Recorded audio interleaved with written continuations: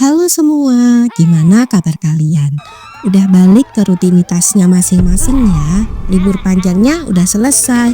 Kali ini aku mau bahas film. Jam berdenting menunjukkan pukul 12 tengah malam. Seorang pria bernama Joe menyaksikan sebuah tragedi mengerikan di sebuah rumah kosong. Ternyata semua itu hanyalah mimpi. Ia baru saja terbangun, lanjut bermain game horor. Joe berhenti setelah diteriaki oleh ibunya untuk bersiap-siap karena saat itu waktunya pembacaan warisan dari kakeknya yang baru saja meninggal. Surat warisan itu dibacakan panjang lebar, namun saat giliran nama Joe disebut, tulisannya terputus karena sepertinya napas sang kakek sudah berhenti di sana. Dalam setiap kemalangan, selalu ada harapan kecil. Sepupunya berbaik hati dan menyumbangkan sebuah rumah terpencil untuk Joe.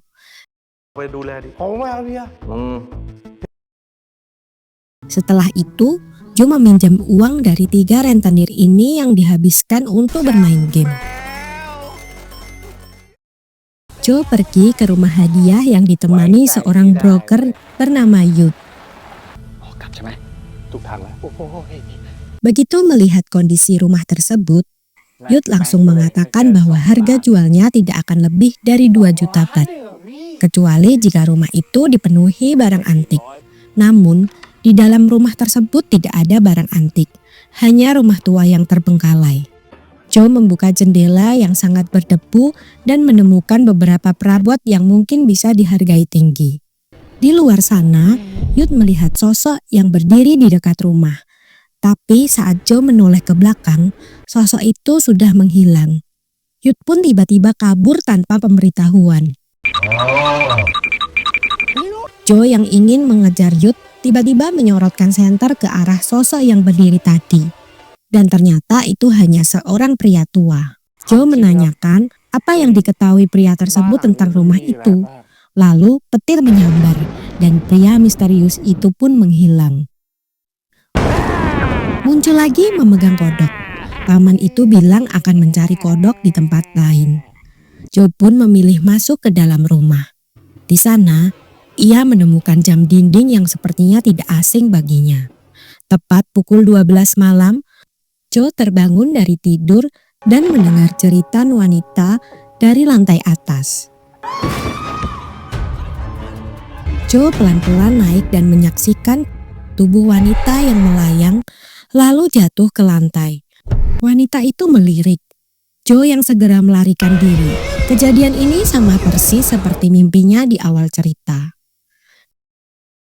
Keesokan harinya, Joe pergi ke kuil untuk pelepasan hantu. Meskipun sudah 2 kali dibacakan doa, Joe tetap belum yakin dan meminta guru untuk melakukannya di rumah. Paman Pom pun menemani sesi pemberkatan rumah. Namun, saat petir menyambar, mereka terbangun.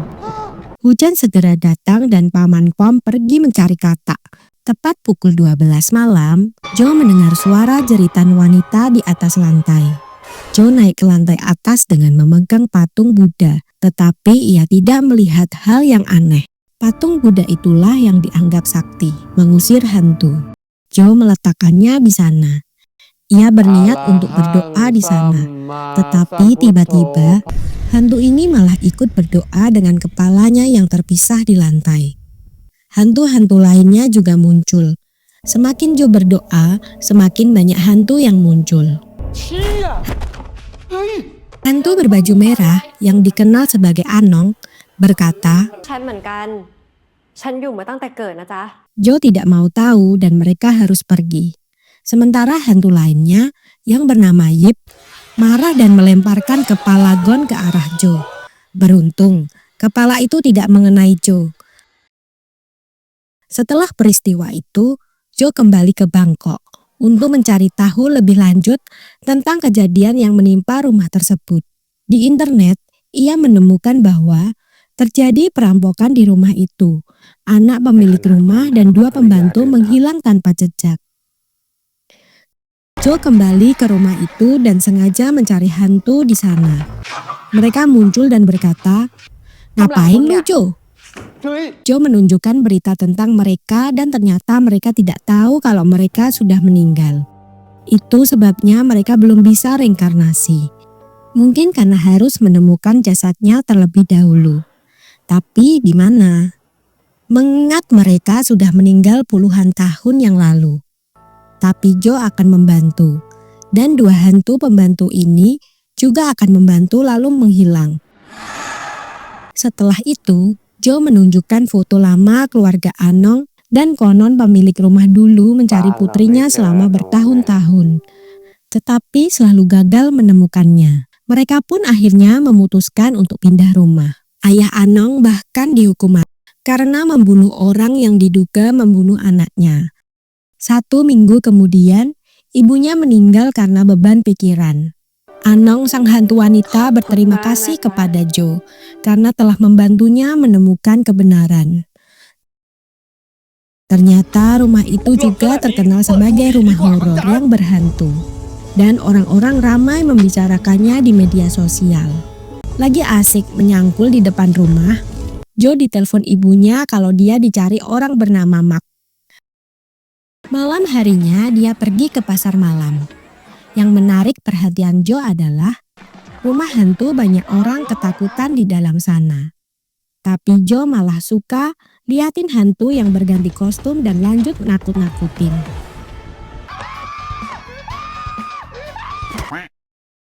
Saat Jo keluar, dia ditabrak seorang wanita ini yang bernama Soda. Dan pria pencemburu ini bernama Kong. Dan kebetulan anak Paman Pom. Baru mau mukul si Jo, kepalanya digeplak sama Paman Pom. Yang abis jatuh di lubang galian Jo. Paman Pom mengajaknya pulang daripada bikin onar dan Soda memberinya nomor WA ke Jo sebelum ia pergi. Dikira sudah beres, Jo didatangi rentenir-rentenir ini. Ketiganya belepotan lumpur karena terjatuh di lubang yang Jo gali. Jo berurusan dengan 3 rentenir yang datang untuk menagih hutang. Namun Jo punya ide lain. Ia meminjam uang lagi dan berjanji akan melunasi berlipat ganda. Permintaannya pun disetujui.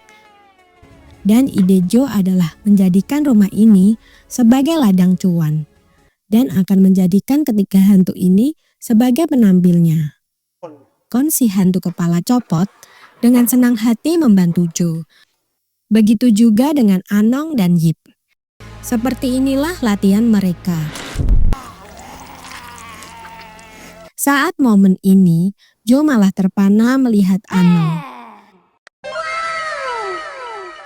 Saat berlatih bersama, tepat pukul 12 malam, mereka malah menghilang. Dan lagi-lagi terdengar teriakan. Dan disinilah mereka kembali mengulang masa-masa kematian mereka di jam yang sama. Rumah dihias sedemikian rupa dan Jo mulai mempromosikan rumah hantu itu. Lagi-lagi Jo bertemu dengan gerombolan Kong dan dia menawarkan untuk singgah di rumahnya. Kong menolak, tapi Soda malah mau. Singkat cerita, mereka masuk ke sana. Foto Anong yang bisa bergerak bikin si gemoy rambut oranye ini histeris. Di lantai 2, Yip gelantungan dengan ususnya. Dan kepala Kon yang melayang di luar rumah, tapi nyangkut di pohon. Kepala dipukul dan masuk ke dalam rumah. Itu membuat semua orang takut. Tapi itu semua belum berakhir. Sekarang ada hantu tradisional yang menari membelakangi mereka dan memutar kepalanya ke belakang. Dan mereka kabur. Di tempat lain, mereka disambut Yip dan Kon dengan keahlian mereka masing-masing. Trik mereka sukses besar. Kon dan Yip menghilang untuk berlatih kembali. Tinggal Anong dan Jo di sini. Anong bertanya, จริงๆแล้วโจทำงานอะไรเหรอจ๊ะ? Dijawab dia adalah streamer game online. Anong diperlihatkan apa itu streamer game. Karena zaman dulu belum ada internet. Bahkan dia membuat karakter seperti Anong. Saat Jo bermain game, komputer mendeteksi suara Anong. Dan komputernya bertanya, apakah itu pacarnya? Anong bingung apa itu pacar. Jo jadi canggung dan bilang, pacar itu ya seperti teman wanita biasa. Di tempat lain, Yip dan Kon memiliki trik baru. Kembali kedua orang ini, Nong memberitahu Jo bahwa dia dulu seorang penari. Kemudian Anong pergi menghilang karena sudah pagi. Rumah hantu itu pun menjadi sangat populer di internet. Dengan orang-orang datang berbondong-bondong, Kong dan gengnya bahkan berjualan di sana. Begitu juga Paman Pom, jualan kodok bakar. Kemudian datanglah rentenir ini. Mau nagih hutang. Jo berkata akan membayar setelah mereka masuk rumah hantu Anong. Mereka yang katanya tidak takut hantu, malah teriak paling kencang sampai panggil ambulan. Karena jantung Pak Ma yang tidak kuat, Jo kemudian melunasi hutangnya kepada Pak Ma. Jo mulai kasihan melihat Anong yang terus-terusan mengulang hal yang sama, tapi entah kenapa dia merasa belakangan ini sesinya agak lama dari biasanya.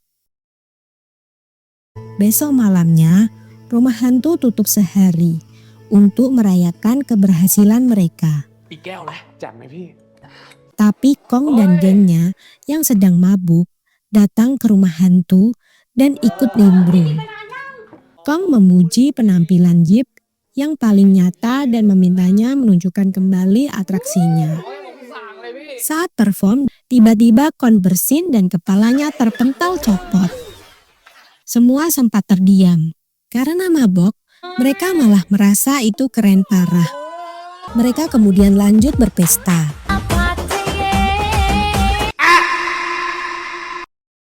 Soda mulai nempel-nempel Jo dan Anong mulai cemburu. Saat asik joget, kepala Kong ditepuk lagi sama Paman Pom. Kong disuruh cari katak dan pesta pun bubar. Anong muncul di samping Jo dengan wajah cemberut dan si buaya minta diajarkan menari untuk mencairkan suasana. Esok harinya, Jo sibuk mempercantik rumah dan memfoto rumah hantunya. Foto-foto diunggah di sosmednya. Dia juga mengajak Anong foto bersama, tapi Anong tidak tertangkap kamera.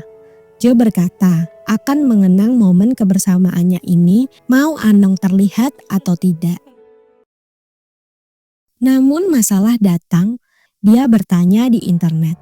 Bagaimana bila manusia berpacaran dengan hantu? Beberapa orang bilang hantu itu jahat, jangan coba-coba melakukannya. Ada juga yang bilang, jangan ya dek ya. Malamnya, Jo kembali ke rumah hantu, tapi ketiga temannya tidak terlihat. Anong tiba-tiba muncul yang membuat Jo terjatuh ke lantai dasar. Anong pun minta maaf. Tapi Jo sepertinya sudah terpengaruh dengan tulisan-tulisan yang dibacanya tadi pagi. Dia berjalan pergi dan merasa gelisah. Apa benar yang dikatakan orang-orang? Tapi dia kembali lagi mencari Anong. Anong tidak terlihat. Dan tak lama ada seorang lelaki yang masuk ke rumah itu. Dan mereka pun baku hantam di sana. Ternyata penyusup itu tidak sendiri. Kepala Jo dihantam oleh temannya dari belakang yang membuatnya pingsan. Belum sampai 3 menit, Jo bangun lagi yang langsung mencekik kedua pria ini. Ternyata Jo dirasuki oleh hantu Anong yang marah.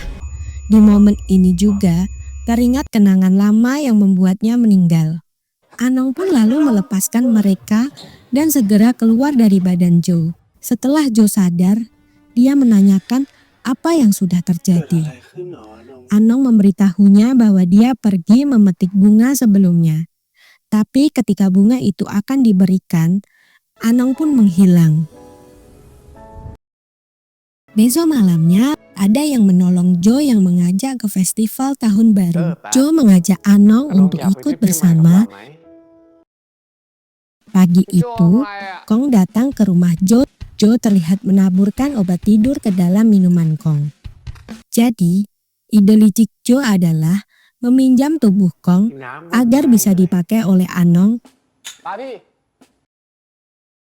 Dan seperti inilah kelakuan mereka sekarang.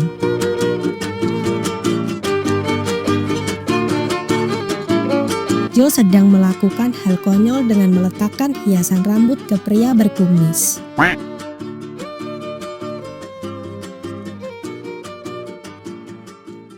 Sepulangnya mereka membahas soal siapa lagi yang badannya harus dipakai. Joe menyebut soda, tapi lirikan mata Anong jadi bete. Akhirnya, Joe langsung bilang, Paman Pom juga nggak apa-apa. Seperti inilah kira-kira kalau bersama Paman Pom. Besoknya, Kong kaget. Sudah di kasur dengan Joe. Dia salah paham yang dipikir sudah dicocol Joe. Dia mengancam agar jangan memberitahu siapapun. Malamnya, Kong datang lagi yang menanyakan kenapa dia ada di klub malam. Sedangkan seingatnya, dia hanya minum dan tertidur di rumah. Jadi, ada yang merekam dan memosting kelakuan mereka di klub semalam. Karena dipaksa, akhirnya Joe mengakui bahwa semalam Kong dirasuki hantu. Dan ketiga hantu itu pun langsung muncul. Joe mengatakan mereka semua adalah hantu. Tapi Kong tidak percaya. Sampai Anong berjalan menembus badannya. Karena itulah Kong langsung mengajak Joe untuk ngobrol empat mata. Dia menyarankan Joe untuk berpikir ulang. Karena yang namanya manusia tidak akan pernah bisa bersama hantu. Setelah itu, Joe kembali lagi ke rumah. Yang hanya mengabarkan tentang Kong yang akan menjaga rahasia. Hari-hari berikutnya, rumah hantu masih beroperasi dengan 3 hantu legendarisnya.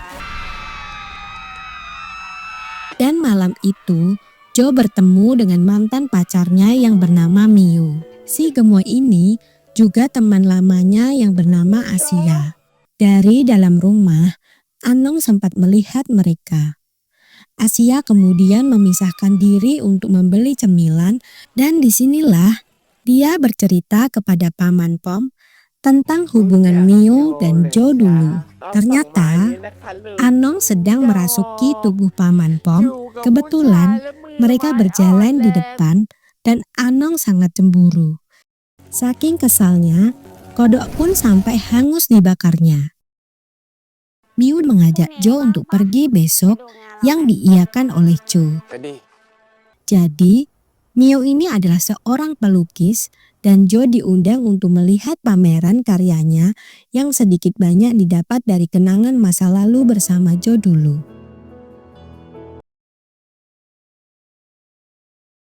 Malamnya di rumah hantu Anong, Joe kaget melihat tamunya yang histeris tidak seperti biasanya. Yip dan Kon pun sampai tidak tahan yang katanya Anong menjadi sangat ganas. Dia benar-benar marah yang membesar sambil teriak-teriak. Dia sangat patah hati dan Joe membujuknya untuk bicara baik-baik. Anong menangis karena sekarang dia mengerti apa arti kata teman wanita. Jadi selama ini dia cuma teman biasa, bukan teman wanita. Apalagi sekarang dia paham bahwa status dia sebagai hantu tidak bisa bersama manusia. Joe membawanya berjanji di depan patung Buddha bahwa Joe akan menjaga Anong dalam kesenangan dan kesukaran dan mencintainya selamanya. Baru deh hantu cantik ini tersenyum. Jadilah mereka ini pasangan beda dunia. Besoknya, Joe pulang ke rumah dan sang ibu tanya kapan dia akan menikah. Joe dengan santuy menjawab, ada, tapi hantu. Ngomong-ngomong, sepupu yang sudah memberikan rumah hantu itu kepada Joe menjadi bangkrut karena kalah judi dan sekarang dia menginginkan kembali rumah tersebut.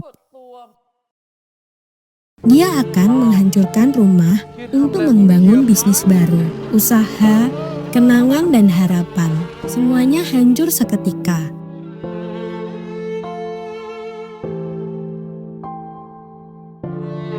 Joe memanggil ketiga hantu itu, tapi tidak ada yang muncul.